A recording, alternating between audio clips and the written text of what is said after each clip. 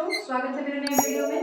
और आज के इस वीडियो में हम लोग क्लास 12 मैथ एनसीईआरटी की बुक का एक्सरसाइज 12.1 के सवालों को हल करेंगे। तो सबसे पहले हम लोग ये जान लें कि एक्सरसाइज 12 जो है इसमें एक ही एक्सरसाइज है 12.1। जो नई बुक है उसमें एक ही एक्सरसाइज है, लेकिन जो पुरानी वाली बुक है उसमें 12.1 और 12.2 दो मतलब एक्सरसाइज दिए गए हैं। तो हम लोग नई बुक का यूज कर रहे हैं तो नई वाली बुक से ही पढ़ेंगे, क्योंकि जो नई बुक है उसमें वो सारे चैप्टर्स या वो सारे एक्सरसाइज नहीं दिए गए हैं जिसको रिड्यूस कर दिया गया है, आपके सिलेबस से हटा दिया गया है। तो हम लोग नई वाली बुक को ही फॉलो करेंगे और नई वाली बुक में केवल एक ही एक्सरसाइज दिया है 12.1, तो हम लोग उसी को करेंगे। ठीक है, आप अगर पुरानी बुक का यूज कर रहे हैं, पुरानी बुक से पढ़ रहे हैं, तो आप उसी के आधार पे जो आपका 12.2 एक्सरसाइज है वो कर सकते हैं, क्योंकि हमारी बुक में वो एक्सरसाइज तो दिया नहीं है। आपका अगर पुराना बुक है तो उसमें हो सकता है, तो आप उसको कर लीजिएगा। ठीक है, तो एक्सरसाइज 12.1 स्टार्ट करने से पहले हम लोग ये जान लें कि जो एक्सरसाइज 12 है वो क्या है, उसका यूज कहाँ है हमारे जीवन में। ठीक है, तो एक्सरसाइज 12 जो है या चैप्टर नंबर 12 जो है उसका नाम है रैखिक प्रोग्रामिंग। तो रैखिक प्रोग्रामिंग हम लोग पढ़ने जा रहे हैं, या कोई भी चैप्टर आप स्टार्ट कर रहे हैं तो सबसे पहले ये जान लीजिए कि आपके जीवन में उसका क्या यूज है, आपके जीवन में उसके क्या क्या फायदे होने वाले हैं और क्या क्या नुकसान होने वाले हैं। ठीक है, तो हम लोग भी रैखिक प्रोग्रामिंग के बारे में पहले यही जानेंगे कि रैखिक प्रोग्रामिंग असल में है क्या और इसका यूज क्या है। हम लोग सिंपल सभी लोग जानते हैं एक रैखिक समीकरण के बारे में, 2x + 3y = 5 या 6 या 0 कुछ भी हो सकता है। तो ये रैखिक समीकरण इसको आप कहते हैं। यहाँ पे रैखिक असममिका दी जाएगी आपको।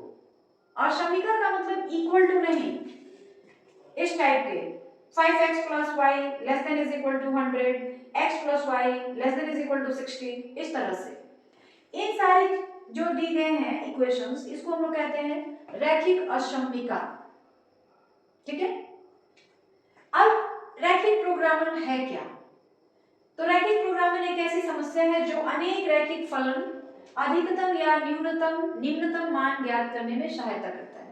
रैखिक प्रोग्रामिंग जो है कई सारी रैखिक फलनों का संग्रह होता है और उसकी सहायता से हम लोग अधिकतम या निम्नतम मान को ज्ञात कर सकते हैं। ठीक है, तो इस समस्या को रैखिक प्रोग्रामिंग कहेंगे, जिसमें कई सारी रैखिक फलनों का संग्रह होता है। ठीक है, उसके बाद इसकी खोज किसने की? इसकी खोज जो है 1941 में हुई, रूसी गणितज्ञ जो थे एल कांट्रोविच ने की थी। ठीक है, और इसकी खोज जब द्वितीय विश्व युद्ध हुई उस समय हुई। द्वितीय विश्व युद्ध जो था 1945 में हुई थी, उसके पहले जो रैखिक प्रोग्रामिंग है उसकी खोज हो चुकी थी और इसकी खोज जो था रूसी वैज्ञानिक ने की थी। तो द्वितीय विश्व युद्ध अभी शुरू होने वाला था, तो उसके पहले सारे जो विश्व युद्ध में जो देश आपस में लड़ाई कर रहे थे उनके दिमाग में ये बात चल रही थी कि किस तरह से हम लोग लड़ाई करें कि कम से कम खर्च में सामने वाली जो अपोजिट टीम है हमारी, जो हमारे दुश्मन है, उनको ज्यादा से ज्यादा नुकसान पहुंचाया जा सके। ठीक है, किस तरह से कम खर्च में जो आपका शत्रु है उसे अधिक से अधिक नुकसान पहुंचाया जा सके। तो इस सोच ने रैखिक प्रोग्रामिंग को जन्म दिया। अब इस पर वैज्ञानिक लगे हुए थे कि कैसे हम लोग कौन सा मेथड लाएं, कौन सी विधि लाएं जिससे कम खर्च में नुकसान ज्यादा पहुंचाया जा सके अपने दुश्मन को। तो इसी प्रयास में सभी वैज्ञानिक लगे हुए थे। उसी समय 1941 ईस्वी में रूस के एक गणितज्ञ ने रैखिक प्रोग्रामिंग की खोज की। यानी द्वितीय विश्व युद्ध में, या कहा जाए द्वितीय विश्व युद्ध के समय इस रैखिक प्रोग्रामिंग की खोज हुई। ठीक है, रैखिक प्रोग्रामिंग जो है ये जनरली आप कहीं अगर कोई इंडस्ट्री शुरू कर रहे हैं, कहीं कोई पैसा निवेश कर रहे हैं, कोई बिजनेस शुरू कर रहे हैं, तो किस तरह से कम खर्च में ज्यादा से ज्यादा लाभ आप प्राप्त कर सकते हैं, वहां पे इस रैखिक प्रोग्रामिंग का यूज किया जाता है। अच्छा, मान लीजिए एक सबसे सिंपल और सीधा एग्जांपल है, मैं वीडियो बना रही हूँ, ठीक है, और आप जो है वीडियो देखते हैं, तो आप ये खोजते हैं कि कौन से सर है या कौन सी टीचर है जो कम समय में अपनी ज्यादा से ज्यादा बातों को हमको एक्सप्लेन कर सकता है, बता सकता है। तो आप इसी टीचर को या उसी मैडम को आप देखना पसंद करेंगे जो कम समय में आपको ज्यादा से ज्यादा चीजों को, ज्यादा से ज्यादा बातों को बता सकता है। आप उसी को लाइक करेंगे, उसी को ज्यादा इंटरेस्ट से देखेंगे। और जो टीचर ज्यादा समय में कम बात को बता रहे हैं उनको आप नहीं लाइक करेंगे।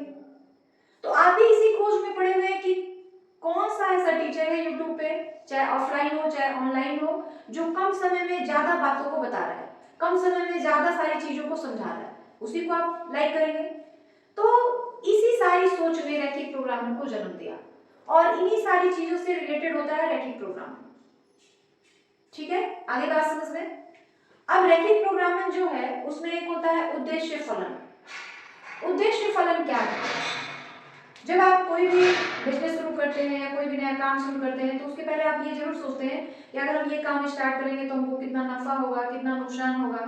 कोई बिजनेस शुरू कर रहे हैं तो कितने मिस्त्री रखने पड़ेंगे, मतलब कितने आपको कारीगर रखने पड़ेंगे या कितने लेबर मिस्त्री, ये सारी चीजों का यूज करना पड़ेगा। तो आप उसके बारे में जरूर सोचते हैं, कम से कम खर्च में हमारा ज्यादा से ज्यादा मुनाफा हो जाए। ठीक है, तो उद्देश्य फलन एक ऐसा रैखिक फलन होता है जिसका अधिकतमीकरण या न्यूनतमीकरण किया जा सकता है, उद्देश्य फलन कहलाता है। इसे हम लोग जनरली, आपका जो बुक है, आपका जो सिलेबस है, उसमें उद्देश्य फलन को z द्वारा प्रदर्शित किया जाता है। जैसे यहाँ पे देखिए z = 5x + 150y एक रैखिक उद्देश्य फलन है और x y इसके निर्णायक चर है। आगे बात समझ में। उसके बाद है विरोध। यह क्या होता है? रैखिक प्रोग्रामिंग समस्या के चरों पर रैखिक अशमिकाएं विरोध कहलाते हैं, जैसे ये सारी चीजें दी गई हैं। ठीक है, अब आप इस चीज को और अच्छे से समझ पाएंगे जब आप सवाल को हल करेंगे। और इसके जो भी सवाल होंगे, रैखिक प्रोग्रामिंग से रिलेटेड जो भी सवाल होंगे, उसको हल करने के लिए हम लोग, उसको जानने के लिए हम लोग एक उदाहरण के द्वारा उसको समझेंगे। जब तक आप एक उदाहरण लेकर उसको समझेंगे नहीं, तब तक वो जितनी भी बातें बताई जाए आपको क्लियर नहीं हो पाएंगी। ठीक है, ये सारे डिफिनेशंस थे, हालांकि ये एग्जाम में पूछे नहीं जाते हैं, लेकिन जब आप सवाल करने जाएंगे तो इन सारी चीजों के बारे में आपको पता होना चाहिए। उद्देश्य फलन क्या है, विरोध क्या है, तभी आप सवाल को लगा पाएंगे। इसलिए इन सारी चीजों का जानकारी होना आवश्यक है। ठीक है, अब हम लोग एक्सरसाइज हल करेंगे और उसमें एक एक करके सारी बातों को क्लियर करते चलेंगे। ठीक है, ये सारी बातें क्लियर हो गई, आगे बढ़ा जाएगा। ठीक है, अब हम लोग ये जानेंगे कि जो रैखिक प्रोग्रामिंग होता है उसको हल करने की विधि क्या है। ठीक है, तो यहाँ पे हमने 6-7 स्टेप लिखा हुआ है और यही सारे स्टेप्स जो हैं जिसके हेल्प से हम लोग किसी रैखिक प्रोग्रामिंग को, समस्या को हल करते हैं। ठीक है, तो इन सारे स्टेप्स का उपयोग हम लोग एक उदाहरण से करेंगे और यह उदाहरण जो है आपका एक्सरसाइज 12.1 का क्वेश्चन नंबर 1 है। और सवाल क्या है? निम्न अवरोधों के अंतर्गत z = 3x + 4y का अधिकतमीकरण कीजिए और दिया हुआ विरोध जो है x + y > 4, x > 0, y > 0। इन सारे स्टेप्स का प्रयोग इस सवाल को लगाने में हम लोग कर लेंगे। ठीक है, पहला स्टेप क्या है? सबसे पहले रैखिक अशमिका को संगत रेखीय समीकरण में बदले। तो जो रैखिक अशमिका है, ये सारे जो है रैखिक अशमिकाएं हैं। ठीक है, तो इनको हम लोग पहले रैखिक समीकरण में बदल देंगे। ठीक है, और ये हमारा उद्देश्य फलन है, इसको हम लोग कहेंगे उद्देश्य फलन। तो इसको हम लोग हल कैसे करेंगे देख लीजिए। उद्देश्य फलन तो हमारे पास ये है, रैखिक अशमिकाएं ये है, तो इसको हम समीकरण में पहले बदल देंगे। तो पहला स्टेप क्या करेंगे? x + y = 4। ठीक है, x = 0, y = 0।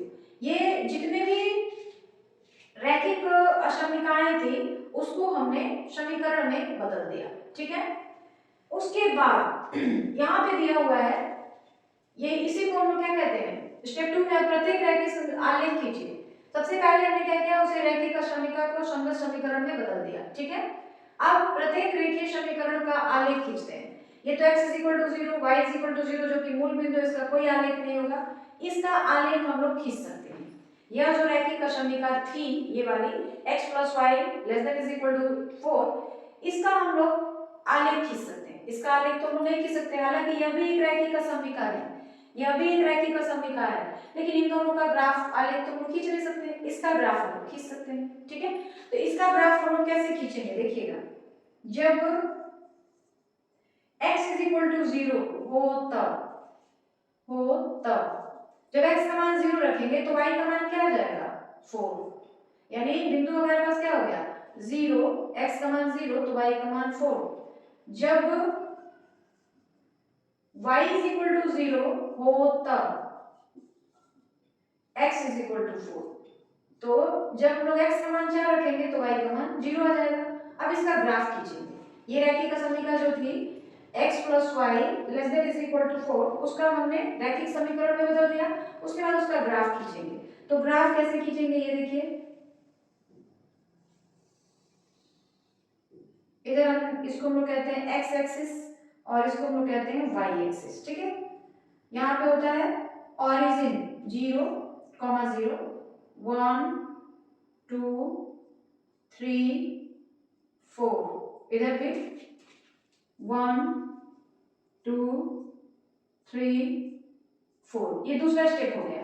पहला स्टेप ये था, ये दूसरा स्टेप हमने क्या किया, उसका ग्राफ खींचा। तो पहले x की वैल्यू 4 तो y की वैल्यू 0 यही रह जाएगी, ठीक है। दूसरा x की वैल्यू 0, y की वैल्यू 4। पहला था x की वैल्यू 0 तो y की वैल्यू 4, और दूसरा था x का मान 4 तो y, तो ये दूसरा है। अब इन दोनों को हम लोग मिला देंगे ऐसे, ठीक है। तीसरा स्टेप, बिंदुओं के परीक्षण द्वारा प्रत्येक रेखीय समीकरण की जांच करें। अब बिंदु हम लोग देखेंगे कि क्या है। यहाँ पे बिंदु क्या है, यहाँ पे जो है बिंदु है हमारा 4, 0, और यहाँ का बिंदु क्या होगा, यहाँ का बिंदु होगा 0, 4, दोनों बिंदु मिल गए। और यहाँ की जो बिंदु होगी वो क्या होगी, 0, 0, जिसको हम लोग मूल बिंदु या ऑरिजिन कहते हैं, ठीक है। अब देखिए तीसरा स्टेप, बिंदुओं के परीक्षण और प्रत्येक रेखीय असमीका की जांच करिए बिंदुओं के परीक्षण से, ठीक है। तो बिंदुओं के परीक्षण से इसका हम लोग जांच करेंगे, आएगा समझ में। तो देखिए यहाँ पे क्या है कि अगर x की इस समीकरण मतलब इस रैखिक समीकरण जो यहाँ पर है, रैखिक समीकरण क्या है, x + y ≤ 4, ठीक है। अगर हम x की जगह 0 रख दें, ठीक है, x की जगह 0, सॉरी यहाँ पे 4 है, x की जगह 0 रख दे, y की जगह भी 0 रख दे, तो <4 ही आएगा। यानी 0 जो है वो 4 से छोटा ही है। आ रही है बात समझ में। यहाँ पे दिया है ना कि x की वैल्यू 0, y की वैल्यू 0, तो हमने क्या किया, जो रैखिक समीकरण है हमारा उसमें x की जगह 0, y की जगह 0 हमने रख दिया। तो देख रहे हैं कि क्या हमारा रैखिक समीकरण जो है वो सत्य आ रहा है कि असत्य आ रहा है। हमने क्या किया, x की जगह 0, y की जगह 0 < 4, यानी 0 जो है वो 4 से छोटा ही है। यानी हमारा जो रैखिक समीकरण है वो सत्य है। आगे बात समझ में, जो हमारा रैखिक समीकरण है वो क्या है, सत्य है। तो अगर रैखिक समीकरण में कहे गए कथन सत्य हैं तब हम लोग मूल बिंदु की ओर वाले भाग को छायांकित करते हैं। ध्यान दीजिएगा इस बात को। अगर रैखिक समीकरण में दी गई बात सत्य है तो हम लोग मूल बिंदु की ओर कलर करते हैं, छाया करते हैं। और अगर रैखिक समीकरण में दी गई बात असत्य है तब हम लोग मूल बिंदु से दूसरी ओर मतलब इधर की ओर ऐसे कलर करते हैं, ठीक है। तो यहाँ पे हमारा जो रैखिक समीकरण है वो क्या हो रहा है, सत्य हो रहा है। आगे बात समझ में। वैसे भी यहाँ पे दिया है x > 0, y > 0, यानी प्रथम पाद में होगा, तो हमको कलर किधर करना पड़ेगा, देख लीजिए, हम लोग इधर छायांकित कर देंगे इसको, ये छायांकित हो गया ऐसे मूल बिंदु की ओर। तो मूल बिंदु इधर है ना, तो इधर ही करेंगे। और अगर असत्य होगा तो मूल बिंदु से दूर यानी इस लाइन के ऊपर करेंगे। तो ये हमने इसको छायांकित कर दिया इस तरीके से।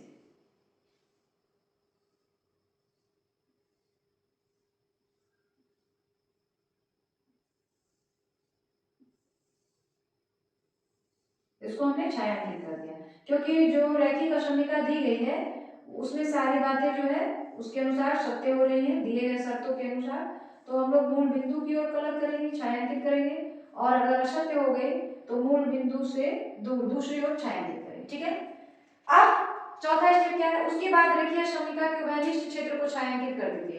तो ये हमने छायांकित कर दिया, इस तरीके से छायांकित हो गया। ठीक है, पांचवा स्टेप, सुसंगत क्षेत्र के कोणीय बिंदु को ज्ञात करें। ये हमारा सुसंगत क्षेत्र हो गया, ये जो त्रिभुज बना है ना, सुसंगत क्षेत्र हो गया। इसके कोणीय बिंदु, इसके कोना कहाँ कहाँ है, एक कोना यहाँ है, एक कोना यहाँ है, और एक कोना यहाँ है। इसके बिंदु क्या क्या है, 0,4, 4,0 और 0,0। ठीक है, छठवां तो हमने बिंदु ज्ञात कर लिया। छठवां स्टेप, प्रत्येक कोणीय बिंदु पर उद्देश्य फलन का मान ज्ञात करें। तो इन चार बिंदु मतलब तीन बिंदुओं पर, तीन बिंदु हो रहे हैं ना, इस पर हम उद्देश्य फलन का मान ज्ञात करेंगे। उद्देश्य फलन हमारा क्या है,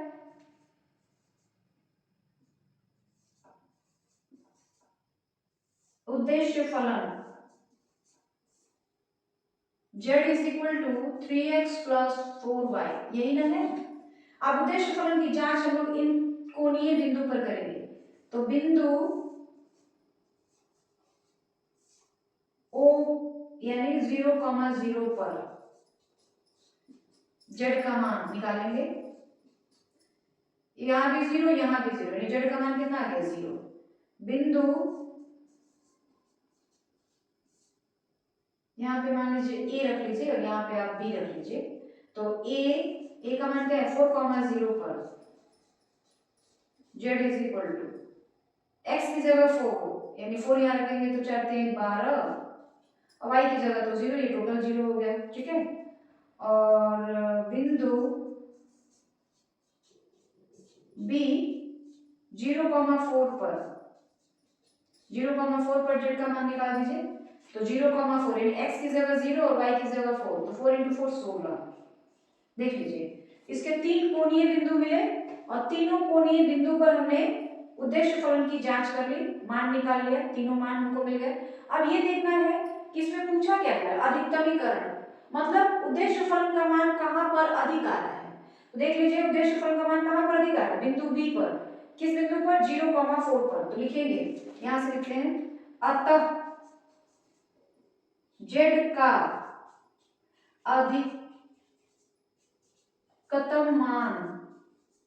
अधिकतम मान b यानी b 0,4 पर 16 है। पहले तो अगर आपको केवल बिंदु निकालना था तो बिंदु आपका निकल जाएगा, क्या हो जाएगा, 0,4, और मान कितना है, तो 16। तो इसी तरीके से इन्हीं सारे स्टेप्स का प्रयोग करते हुए हम लोग किसी भी रैखिक प्रोग्रामन की समस्या को हल कर लेते हैं। तो इस तरीके से ये आपका सवाल नंबर पहला जो था एक्सरसाइज 12.1 का, वो कंप्लीट हो गया। और उसके लिए ये फॉर्मूले हैं, इन्हीं फॉर्मूलों के आधार पे सारे सवाल आपके बनते जाएंगे, बिल्कुल इसी तरह से। तो ये बात क्लियर हो गई, सवाल नंबर फर्स्ट समझ आ गया आपको, आगे बढ़ा जाए। ठीक है, हम लोग सवाल नंबर 2 को हल करेंगे। और सवाल नंबर 2 में क्या है, निम्न अवरोधों के अंतर्गत z is equal to -3x plus 4y का न्यूनतमीकरण करें। और व्यरोध क्या दिए गए हैं, x plus 2y less than is equal to 8, 3x plus 2y less than is equal to 12, x greater than 0, y greater than और इक्वल टू 0। तो उद्देश्य फलन क्या है, उद्देश्य फलन z is equal to -3x plus 4y। अवरोध क्या क्या है, अवरोध 2 है हमारे पास, x plus 2y less than is equal to 8। इसको समीकरण में बदल देते हैं, तो समीकरण में बदलेंगे तो क्या हो जाएगा, x plus 2y is equal to 8। ठीक है, अब x plus 2y is equal to 8 तो हमारे पास मिल गया। ठीक है, अब इसका हम लोग ग्राफ खींचेंगे। ठीक है, तो देखिए, जब एक बार x 0 रखेंगे y का मान निकाल लेंगे, और एक बार y 0 रखेंगे x का मान निकाल लेंगे। जब x इज इक्वल टू 0 हो तब x की जगह अगर हम 0 रख दे तो 2y इज इक्वल टू 8 हो जाएगा। तो y का मान कितना आ जाएगा, y इज इक्वल टू 4, यानी बिंदु क्या हो गया, बिंदु x का मान 0 तो y का मान 4। ठीक है, देख लीजिए, x का मान 0 है तो y का मान कितना आ जा रहा है 4 आ जा रहा है। अब हम लोग y का मान 0 रखेंगे, जब y इज इक्वल टू 0 हो तब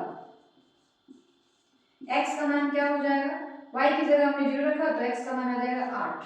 तो बिंदु हमारे पास क्या हो गया, x का मान 8 तो y का मान 0। अब ये दो बिंदु हो गए, ठीक है। इसका हम लोग आलेख खींचेंगे, आगे बात समझ रहे हैं। तो इसका आलेख कैसे खींचेंगे, अभी दूसरा अवरोध जो दिया है उससे भी बिंदु निकाल लेते हैं पहले। दूसरा अवरोध क्या दिया है, अवरोध 3x plus 2y less than is equal to 12। तो यहाँ पर भी जब x इज इक्वल टू 0 तब y का मान कितना है, x का मान हमने 0 रखा तो y इज इक्वल टू 6 आ जाएगा। इसको हम समीकरण में बदल दें पहले, 3x plus 2y is equal to 12। तो y का मान कितना आ जाएगा 6। तो बिंदु क्या हो गया हमारे पास, बिंदु हो गया 0,6 और जब y इज इक्वल टू 0 हो तब x का मान कितना आ जाएगा, y की जगह 0 रखा जाएगा तो 3x इज इक्वल टू 12 तो x इज इक्वल टू 4। तो बिंदु क्या हो गया हमारे पास, बिंदु हो गया हमारे पास x का मान 4 y का मान 0। अब हम लोग इसका आलेख खींचेंगे, तो आलेख कैसे खींचेंगे देखिए, थोड़ा सा छोटा ही रखते हैं, ठीक है। ये y अक्ष हो गया, ये x अक्ष हो गया और ये ओरिजिन हो गया 0,0, ठीक है। तो पहली वाली लाइन क्या है, अच्छा लाइन खींच लेते हैं, 1 2 3 1 2 3 4 5 6 7, इधर भी 1 2 3 4 5 6 7, ठीक है। पहले बिंदु क्या है, x का मान 0 तो y का मान 4, y वाली लाइन पे खोजेंगे ये, तो यहाँ पे हो जाएगा 0,4, ठीक है। दूसरी 8 तक जाना है, x का मान 8 तक जाना चाहिए, थोड़ा बड़ा करना पड़ेगा, 8 9, ठीक। 8,0 यानी x वाले पे यहाँ पे इसका है 8,0, ठीक है। इस लाइन को हम लोग मिला देंगे स्केल के हेल्प से ऐसे, ठीक है, लाइन मिल गई। दूसरे के लिए x का मान 0 तो y का मान 6, x का मान 0 तो y का मान 6 यहाँ पर है, तो ये हो गया 0,6 0,6। दूसरा 4,0, x का मान 4 y का मान 0 यहाँ पे है, 4,0 ये बिंदु है। अब इन दोनों लाइन को हम लोग मिला देंगे ऐसे, ठीक है।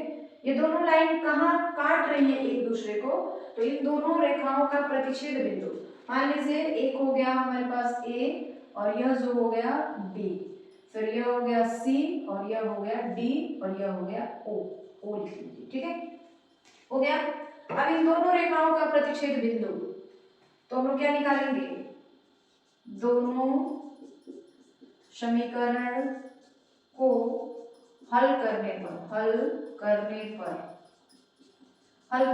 तो कहाँ हल किया जाए, यहीं पे किया जाए। दो समीकरण क्या है हमारे पास, एक है x plus 2y is equal to 8 और दूसरा है 3x plus 2y is equal to 12। Simply दोनों को घटा देते हैं, y कैंसिल, ये हो जाएगा -2x और ये हो जाएगा -4, यानी x की वैल्यू आ जाएगी 2। x की वैल्यू 2 हम लोग पहले वाले इक्वेशन में रख दें, put x is equal to 2 in equation first में हम लोग रख लेंगे, ये इक्वेशन फर्स्ट है और ये जो है इक्वेशन सेकंड है। इक्वेशन फर्स्ट में रखेंगे x की जगह 2, तो 2 रखेंगे तो y का मान कितना आ जाएगा, 2 plus 2y is equal to 8, 2 को ले जाएंगे तो 2y इज इक्वल टू 6 तो y इज इक्वल टू 3। देख लीजिए हमारे प्रतिच्छेद बिंदु क्या है, x की जगह 2, प्रतिच्छेद बिंदु ये है, इसका नाम हम लोग e रख लें, e, और इसका बिंदु क्या होगा 2,3, ठीक है। अब इसके कोणीय बिंदु आपको मिल गए, कोणीय बिंदु क्या क्या होगा, कोणीय बिंदु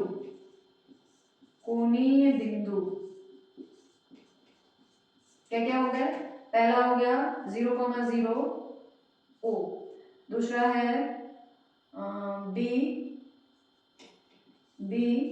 0,4, तीसरा है C, A है यहाँ पे 0,4, फिर ये बी है, बी 8,0, सी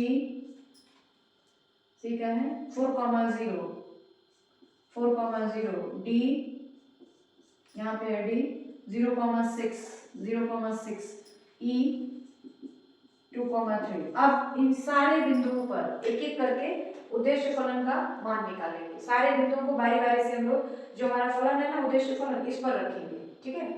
तो बिंदु, अच्छा, और आपको इसको रेखांकित करना है, छायांकित करना है, उसको कह सकते हैं।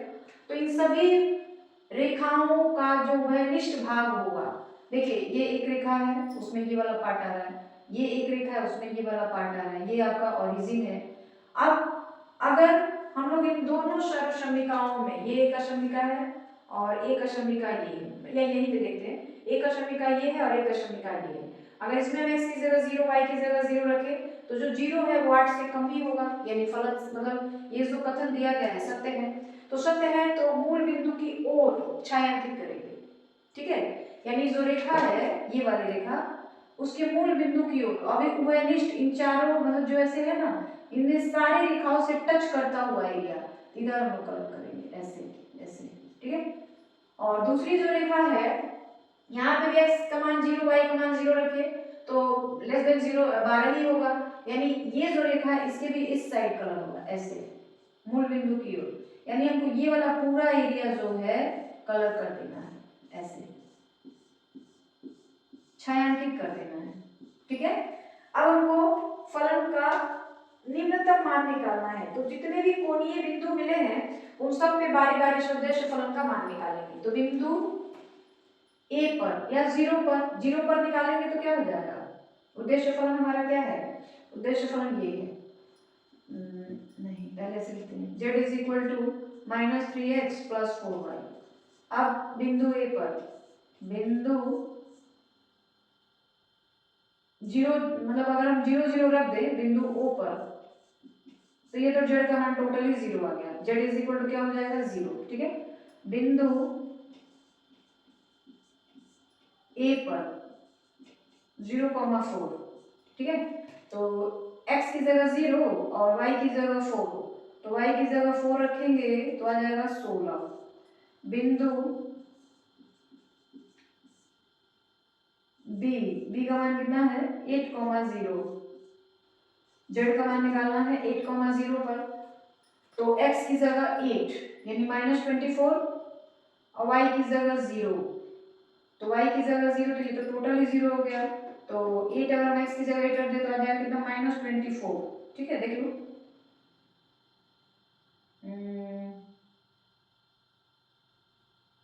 सॉरी 8 इस पे तो निकालना ही नहीं क्योंकि वो ये जो कोणीय जो छायांकित भाग है ना इसके कोणीय बिंदु निकालने हैं, तो 0 पर हमने निकाल दिया, 0,4 पर निकाल दिया। अब इस वाले बिंदु पर नहीं निकालना है, इस वाले बिंदु पर भी नहीं निकालना है, इसलिए ये जो छायांकित भाग है उसको ये दोनों टच नहीं कर रहे, तो बिंदु ये नहीं होगा, इससे नहीं होगा। 0,0 पर हो गया, 0,4 पर हो गया, 2,3 पर निकालते हैं, ई 2,3 पर z का मान, तो x की जगह 2 यानी -6 और y की जगह 3 यानी 4 3 12, तो रख के देखा जाए x की जगह 2 यानी -6 और y की जगह 3 यानी 12, इसका मान आ जाएगा 6, तो z का मान आ गया 6, ठीक है। अब हम लोग इससे निकालेंगे बिंदु c जिसका मान है 4,0 पर, 4,0 x की जगह 4 रखेंगे, x की जगह 4 रखेंगे तो -12 और y की जगह 0 तो -12, ठीक है। हम लोग इस बिंदु पर और इस बिंदु पर नहीं निकालेंगे, क्यों नहीं निकालेंगे कि ये जो उभयनिष्ठ भाग है, उभयनिष्ठ भाग उनमें ये दोनों बिंदुएं नहीं आ रही हैं, आ रही है बात समझ रहे हैं। तो ये जो हमने छायांकित किया है ना भाग को, ये जो हमने इस तरह कलर किया हुआ है उसको ये दोनों बिंदुएं टच नहीं कर रही है, इसीलिए उन पर हम लोग उद्देश्य फलन का मान नहीं निकालेंगे। तो अब इन सारे बिंदुओं पर देखिए सबसे कम मान कहाँ पे आ रहा है, तो सबसे कम मान किस पर आ रहा है बिंदु सी पर 4,0 पर। अतः z का ऊपर लिखे क्या यहाँ पे या यहीं पे लिखते हैं, अतः z का न्यूनतम मान किस पे आ रहा है, 4,0 पर, 4,0 पर -12 है। आगे बात समझ में, इस तरह से करना है आपको। इसी तरीके से आपको एक्सरसाइज 12.1 में जितने भी सवाल हैं सारे को बस इसी तरीके से करते चले जाना है। अगर अधिकतम मान पूछे तो जो हम उद्देश्य फलन निकाल रहे हैं उसमें देख लीजिए सबसे बड़ा मान कहाँ पर आ रहा है, किस बिंदु पर आ रहा है और वो क्या है। न्यूनतम मान पूछा जाए तो देख लीजिए कि सबसे छोटा मान कहाँ पे आ रहा है और किस बिंदु पर आ रहा है, क्या आ रहा है। ठीक है, तो इस तरीके से आप एक्सरसाइज 12.1 के सारे सवालों को हल कर सकते हैं और सारे सवाल बिल्कुल इसी मेथड से, इसी विधि से बनाए जाएंगे। ठीक है, तो ये क्वेश्चन नंबर 2 जो है कंप्लीट हो गया एक्सरसाइज 12.1 का। और क्वेश्चन नंबर 2 आपको समझ आ गया अच्छे से, कोई दिक्कत, कोई परेशानी, कोई परेशानी नहीं, आगे बढ़ा जाए। ठीक है, अब हम लोग सवाल नंबर 3 को हल करेंगे और सवाल नंबर 3, 4, 5 जितने भी सवाल हैं, 10 तक सवाल हैं, 10 के 10 सवाल जो हैं इसी तरीके से लगाए जाएंगे और इन सारे सवालों को इसी आधार पे आप खुद भी कर सकते हैं। ठीक है, तो चलिए हम लोग सवाल नंबर 3 को हल करते हैं। सवाल नंबर 3 में देखिए उद्देश्य फलन क्या दिया है। आंसर हम लोग क्या करेंगे, पहले उद्देश्य फलन, उद्देश्य फलन क्या दिया है, z is equal to 5x plus 3y। ठीक, अवरोध, अवरोध 3x plus 5y less than is equal to 15, 5x plus 2y less than is equal to 10, x greater than 0, y greater than 0, ये चीज दिया गया है। ठीक है, तो पहले हम लोग एक समीकरण के लिए, फिर इस समीकरण के लिए लिखेंगे 3x plus 5y is equal to 0 का क्षेत्र, मतलब इसमें भी एक बार x रखिए 0, तो देखिए y का मान क्या, सॉरी यहाँ 15 है, x हम 0 रखेंगे तो y का मान क्या आ जाएगा, 5y इज इक्वल टू 15, तो y इज इक्वल टू 3, तो y का मान कितना आ गया 3। ठीक है, अब हम लोग y का मान 0 रख लेंगे तो बिंदु क्या मिला हमको, बिंदु हमको मिल गया 0,3। अब हम लोग y का मान 0 रखेंगे तो y का मान 0 रखेंगे तो x का मान 5 आ जाएगा, तो बिंदु क्या मिलेगा हमको, बिंदु मिल गया 5,0। ठीक, दूसरे के लिए अवरोध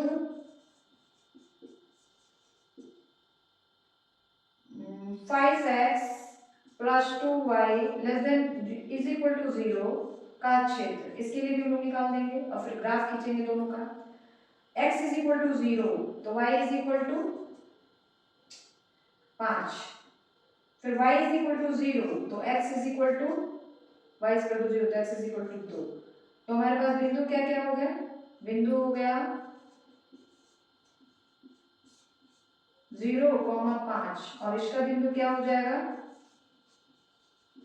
इसका बिंदु आ जाएगा 0 नहीं 2,0। ठीक है, अब इन दोनों का हम लोग क्या करेंगे, ग्राफ खींचेंगे, तो ग्राफ खींचेंगे तो कैसे ग्राफ खींचेंगे, पहले दोनों रेखाओं का प्रतिच्छेद बिंदु निकाल देते हैं, दोनों रेखाओं का प्रतिच्छेद बिंदु, प्रतिच्छेद बिंदु कैसे निकालेंगे, दोनों को हल कर देंगे। ठीक है, तो दोनों को हल कर लेते हैं। पहला समीकरण क्या है हमारे पास, 3x plus 5y is equal to 15 और 5x plus 2y is equal to 10, तो इसको हम लोग 2 से और इसको हम लोग 5 से मल्टीप्लाई कर देते हैं, तो क्या हो जाएगा 6x plus 10y is equal to 30 और ये 25x plus 10y is equal to 50। घटा दीजिए दोनों समीकरण को, माइनस माइनस माइनस, तो ये तो कट गया, क्या बचेगा 15 में से 6 गया 9, 19 माइनस 19x और इधर 20 माइनस 20। ठीक है, तो x का मान क्या मिल गया -20 बटा 19 माइनस 19 यानी 19 बटा 20। ठीक है, अब 19/20 किसी भी समीकरण में रख दीजिए तो हम लोग पहले वाले में लिखेंगे 3 into 20/19 plus 5y is equal to 15। तो ये हो जाएगा 60/19 plus 5y is equal to 15। इसको लेके चलते हैं तो 5y is equal to 15 minus 60/19। तो 15 और 19 का मल्टीप्लाई, तो 15 और 19 का मल्टीप्लाई करेंगे तो कितना आ जाएगा 15 और 19, 9 × 5 = 45, 9 × 9, 9 × 4 = 13, 15, ये 5 8 2 285। ये जाएगा 285 माइनस 60/19। तो y बराबर आ जाएगा 5। इस तरह 5 नीचे कर देते हैं। ये कितना आ जाएगा 285 माइनस 60, तो 5 2 2 5 से काट दीजिए, 5 के 20, 5 × 5 = 25, 45/19 यानी y का मान आ जाएगा 45/19। ठीक है, ये बात क्लियर हो गई। अब ग्राफ खींचेंगे हम लोग, जो दो समीकरण निकले हैं ना उन्हीं दोनों को लेकर हम लोग ग्राफ खींचेंगे। एक हमारा ये निकला है और एक हमारा ये निकला है, इन दोनों रेखाओं को लेकर के हम लोग को ग्राफ खींचना है। ठीक है, देखिए कैसे ग्राफ खींचेंगे। पहला इस तरीके से है हमारा, ठीक है, ये हमारा y एक्सिस है और यह जो है हमारा x अक्ष है, यहाँ पे 0 है। पहला है हमारा बिंदु 0,3, तो 0,3 1 2 3 4 5 6, ऊपर भी 1 2 3 4 5 6। पहला है 0,3 0,3 यहाँ पे, इसको हम लेंगे 0,3। ठीक है, दूसरा है 5,0, x का मान 5 y का मान 0, दोनों लाइन को मिला दीजिए स्केल से बिल्कुल। फिर दूसरी लाइन के लिए 0,5, 5 पे जाएगा ये 0,5, और दूसरा बिंदु है 2,0, 2,0 ये है यहाँ पे 2,0, दोनों बिंदुओं को मिला दीजिए इस तरीके से। ठीक है, जहां ये दोनों कटे हैं उनका मान है x का मान 20/19 और y का मान है 45/19। ठीक है, अब x0 y0 बारी बारी से रख के हम लोग इसमें देखेंगे। तो अगर हम लोग x का मान 0 रख दे, y का भी मान 0 रख दे, तो ये टोटल 0 आएगा जो कि 15 से छोटा है, यानी यह कथन जो है अवरोध जो है सत्य है। तो इस लाइन मूल बिंदु की ओर, अब ये लाइन है हमारा पहला ए बी, मूल बिंदु की ओर यानी इसके इधर ऐसे। ठीक है, दूसरा x0 y0 तो टोटल 0 वो 10 से भी छोटा होगा, यानी इसके भी इधर ऐसे, ऐसे हमारा कलर करेंगे इसको ऐसे छायांकित करके। अब छायांकित भाग के कोणीय बिंदु, छायांकित, ये क्या पड़ेगा थोड़ा सा इसमें,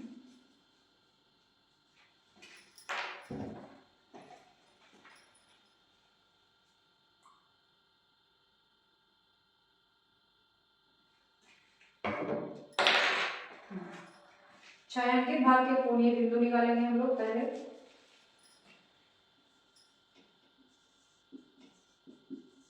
छायांकित भाग के कोणीय बिंदु, कोणीय बिंदु, तो छायांकित भाग के कोणीय बिंदु क्या क्या हो जाएंगे। पहला होगा 0 ए बी, यहाँ पे सी रख लेते हैं, यहाँ पे डी रख लेते हैं और यहाँ पे ई रख लेते हैं। तो पहले हो जाएगा ओ 0,0 पर जेड, जेड क्या है हमारे पास, जेड का मान 5x प्लस 3y, ये तो 0,0 पर निकालेंगे। ओ 0,0 पर जेड का मान देखिए क्या मिलेगा, तो जेड इज इक्वल टू 0 ही मिल जाएगा।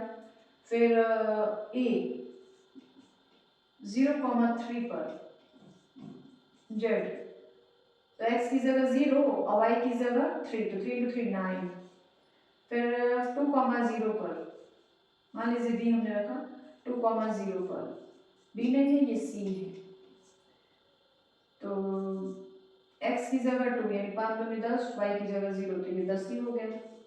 और फिर तीसरा e 20/19 और 45/19 पर z का मान, इसी पे मैक्सिमम हो क्या पूछा अधिकतमीकरण, यानी 5x का मान हो जाएगा 20/19 प्लस 3y का मान हो जाएगा 45/19। ठीक है, तो ये आ गया कितना 20 25 100/19 और प्लस 3 5 15 3 4 12 और 1 13/19, तो ये हो जाएगा 235/19, यही अधिकतम मान है।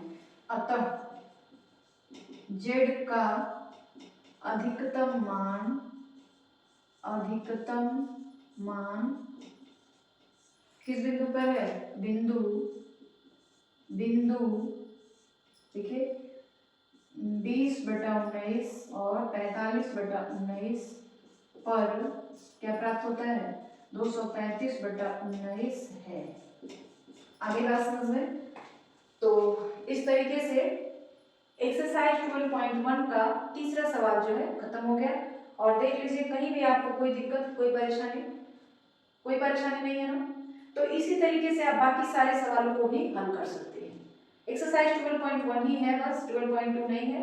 हमारी बुक है जो एनसीईआरटी की बुक है, न्यू बुक है, देख लीजिए ये वाली, और इसमें केवल एक्सरसाइज 12.1 ही दिया गया है, 12.2 नहीं दिया गया है। ठीक है, तो ये रहा एक्सरसाइज 12.1 बस है, 12.2 नहीं दिया गया है। तो इसी तरीके से आप बाकी सारे सवालों को भी हल कर सकते हैं। और आज की वीडियो में बस इतना ही। वीडियो के लास्ट में मैं यही कहना चाहूँगी कि अगर आपको हमारे वीडियोज अच्छे लगते हैं तो प्लीज़ हमारे वीडियो को ज़्यादा से ज़्यादा लाइक सब्सक्राइब और शेयर करें, कमेंट करें जो भी कमियाँ हो जो भी अच्छाइयाँ हो, ताकि मैं अपने चैनल को और अच्छे से ग्रो कर सकूँ। ठीक है,